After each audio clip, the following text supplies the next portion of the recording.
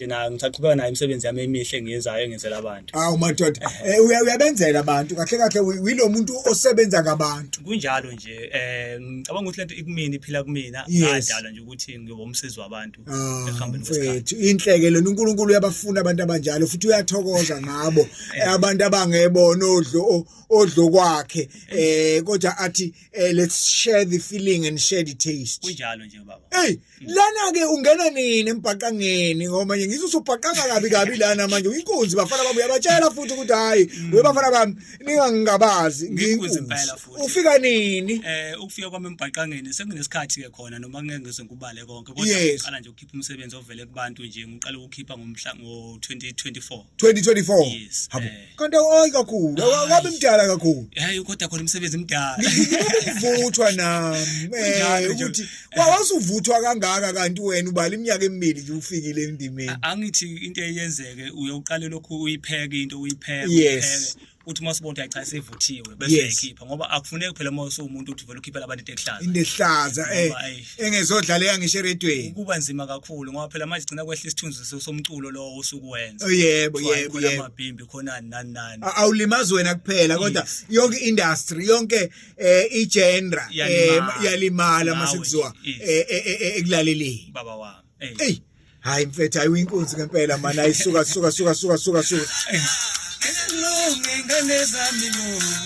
ngizwa la ngathi umuntu okhulele lokushini ngoba nesitsotsi ufake nesitsotsi kule ngoma thina sakhula makuthiwa umuntu uthalala lo thalala lo umuntu ongafuna staff umuntu ongaphakathi umuntu ongeke ongayibambi mfethu yabo no kahle athi phela umuntu uthi uma ufika endaweni kahle umuntu wasemakhaya kodwa uthe mefike lokushini wafika nakhona wabamba isitayela sakho kunjani ngoba kufuneka phela ube uthalala ngapha hayi ngathi shokumina hayi befeza ngicela lokushini ngene ekhaca umgaqa hostel afike ngihlale ngikhile insizwa ungisemakhaya ngifike ngene futhi baba wami angifuna abe ngiphayisa la hambe bawuthalala hayibo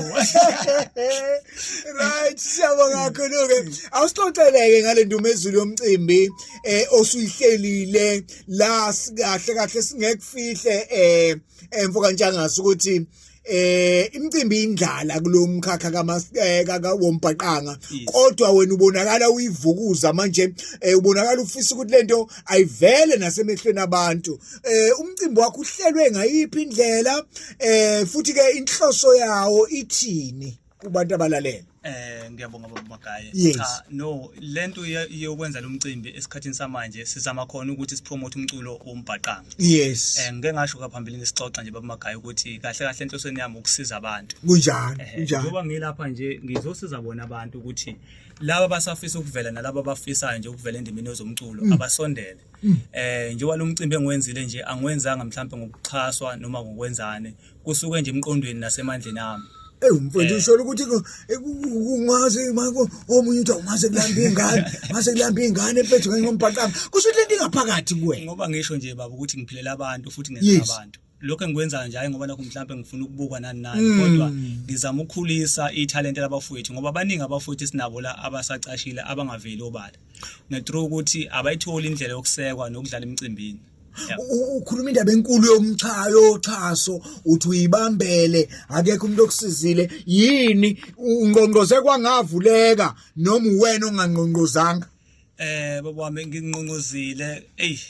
izinto zasikhathi samanje zibe inkinga ngoba siyazi ukuthi kwesisikhathi uma ungaziwa noma abantu bengaqondi kuyekubona lokho ukuthi ubani nalo bafuna uqale baze ube negama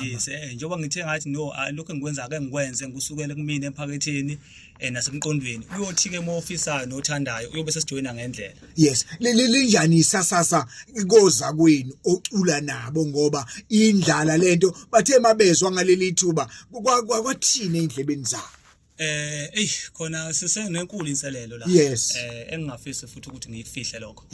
ngoba kakhulukazi nje lapha embhaqangeni abantu bethu abantu abawucula umbhaqanga basana lenkinga lencane ukuthi abakafuni ukuphuma emahlathini abanye babo noma abanye bekwazi ukuphuma kodwa abanye bayazabalaza bayinyeza ngento abayenzayo which is wrong ngoba konke okwenzayo ukwenza ufuna kuvele sikubone ngisho athiwa umuntu obhimba kangakanani awuphume sikubone ngoba nathi siyawadinga amabhimbi ethu esiwaziyo soba nawo yebo so nanokuthi ke vela ke phela nasemcimbini into emincane ke kuthiwa ama baby shower washo njalo umfowethu bahubo bathi ngena nje ku baby shower ubonda uqashile kunjalo nje usondele kubantu phumane emahlathini ngizohlwa izingwenyana ngoba mfowethu baba lento le yomculo ombhaqanga hayi ngoba sithi mhlambe uyasalela lapha nalapha ushoda lapho nje ushoda lapha la egqugquzelwe noma ushoda umuntu ushoda lapho nje uthi likuphi lapho nje ufuna lapho nje uma ngabala nje nakwezokuxhumana mangithi siyabheka kuyilukhuzana ama states akhona aphansi kakhulu abantu bakhona abafuna ukungena ku YouTube ku TikTok bepromote umculo wabo ukuze ukwazi ukwaziwa unele kubantu ngoba kahle kahle uyindlala abantu bawuthanda umculo ombhaqanga ithina esingayivezi kubona yebo baba wami uma singase nje siyiveze kukhulu okungase kwenzeke phosa angibingelela ngiyaphila magaya yes mkhulu isishoshovu singambiza ngesishoshovu noqala zive makuziwe emculweni wombhaqanga sikhuluma lapha ke ngomnumzana uSipho wakwaphoswa baphoswa nayi indumezulu kuthiwa hlangana mhlatho wazanayo lingathini lakho njengomgqugquzeli nomuntu osekhaleni nje emculweni wombhaqanga ngicela ukubonga impunyela yes yenze omkhulu umsebenzi lona omkhulu osohlule abantu abaningi akade bafika kulo impunyela idinga ukuxhaswa kakhulu yes lokho ekwenzile kuhle kakhulu ingawo ngeke ngithi mhlambe uma kungathiwa ngonyaka ozayo uyaphinda kufuneka kunokho eminyangweni eminingi eyahlukahlukene mhlambe nale ekhiqiza imoto nale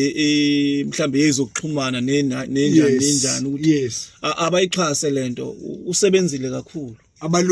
abalulisandla ngoba hayi lela lishoyo lokuvilapha kwamaciko nokuvilapha kokuvezwa komsebenzi wombhaqanga yes uqinisile ngoba akululuza ingoma yombhaqanga kuthiwa ishaya imiliyoni yes why not ngoba bakhona abalandeli kanti umbhaqanga phela magaya inzala abantu iwona umculo omnandi because uma ukhuluma ngobasket yes uyowuzwa kambhaqanga uma ukhuluma ngo-lead guitar uyowuzwa kambhaqanga uma ukhuluma ngokudlalwa kwe-keyboard izimele ayinciki indawo ayikho i-instrument encikwa kwenye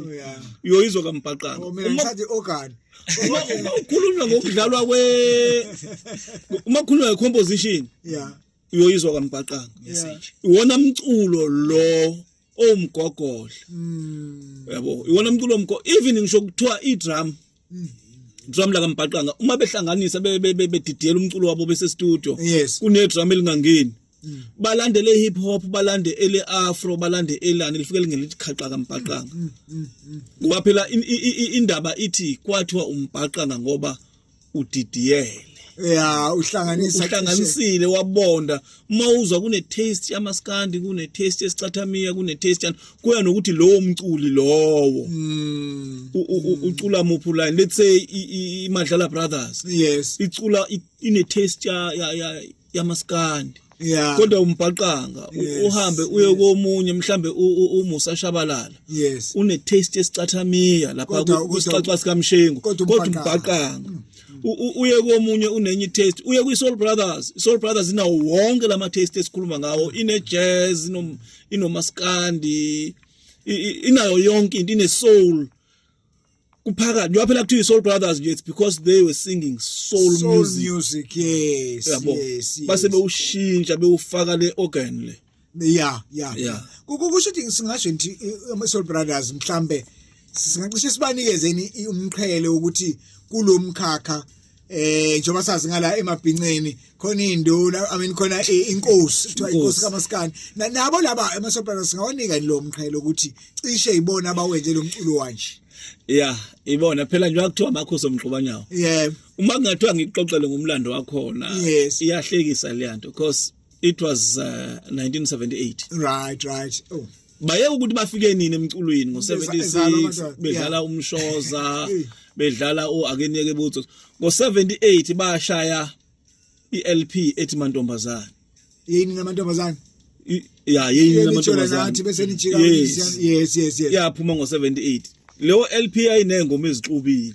yileyo ngoma indala kangaka manje ya 78 yayinengoma ezixubile lezo ngoma ziyisoul kwase kuqhamuka istyle lapho saliya ngoma AID yini yamantombazane esasigijima ya uma uyiphendula leyo ngoma kwakunengoma ethi baba wami ngabe ukuphi na ungibonisa imhlolela ekhaya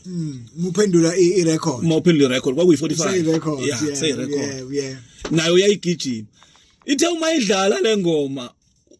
kwase kuqhamuka uSteve Kekana impangele wakhipha esakhe style naye yayithi mamsi awuye kugqoka amabhlue yes kwase kuqhamuka ubaba uTom Mkhize neqembu labangani nengoma yayithi indlela khona ingoma yayithi kusekuncane lokho bengisakwenzele kona eyaqhamuka yashesha nayo nestyle esisheshayo i-challenger umantombazane weSoul Brothers waphuma ke lo mbhaqanga yashintsha iSoul Brothers athi naba abantu besi-challenge kodwa futhi abasi-challenge ngalo line lo wethu weSoul kodwa futhi basi-challenge ngoline wengoma ekhishwe yithini ethi mantombazane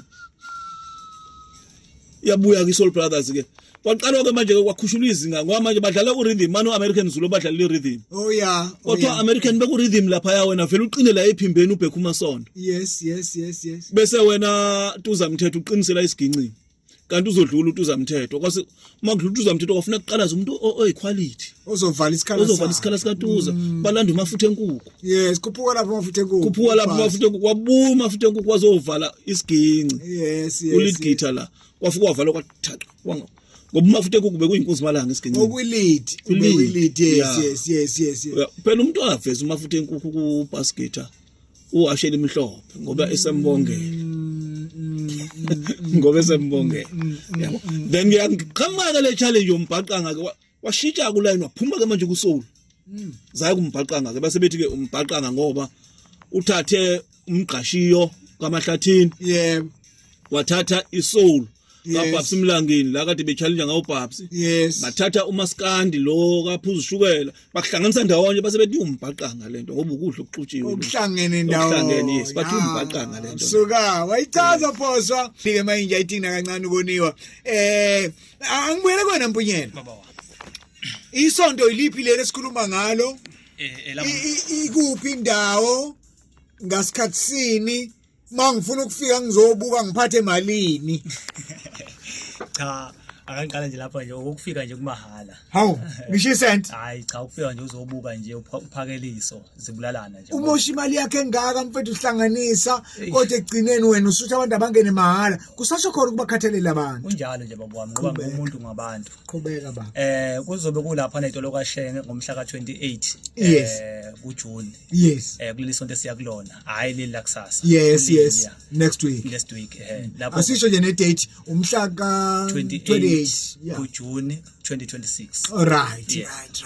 kungenwa mahala ke akukhokhwa ngishanga nesente bayazi indawo abantu indawo nje edumile kakhulu etolo kaShenge lapho bamse khona ukuthi senzele khona nje imicimbi nje esifuna ukuyenza bayazi abantu abaningi so kukuningi okuzobe kwenzeka lapha ngoba ngizobe ngiphethe nemikomelo nje ethile engizobe nginikeza abantu ubapha futhi yes ngibapha futhi ukuthi sikwazi ukupromote lento ukuthi ikwazi abantu besondele nje kakhulu into enjengalezi awu madoda ngoba engicabanga ukuthi umkomelo omkhulu nje okuyiwona ngempela ohlabahlosini okuyiwona osilethe lapha ilo wenkomo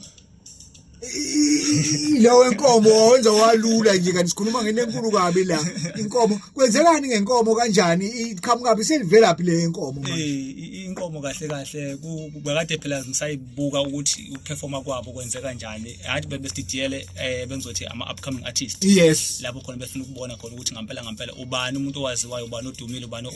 osondele nje kakhulu kulezi zinto lezi zomculo so kwa SMS wakhe njengoba ngangade ngifikile la ekuqaleni cha umuntu ozoba nama SMS amaningi uyena uyokwazi ukuthi ahlabahlabane